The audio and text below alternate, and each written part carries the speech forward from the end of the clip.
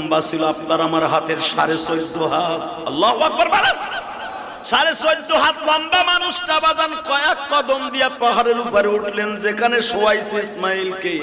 ওই জায়গাটা এখনো মিনার করা আছে। ইসমাইল যখন শোয়া দিবে, মাজার থেকে বাজান বেরায় 22-23 হাত লম্বা একটা 22-23 হাত লম্বা একটা রশি,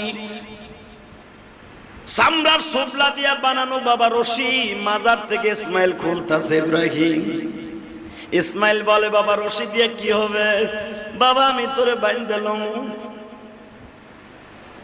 ইসমাইল বলে বাবা ঠিক কথাই কইছেন, এই রশিটা লাগবে। এই আমার যুবক ভাইরা, ইসমাইলের গাড়িতে জান্নাতে যাইতেছে আসছে ভাই।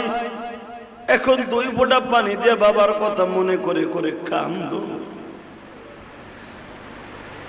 যখন বললেন বাবা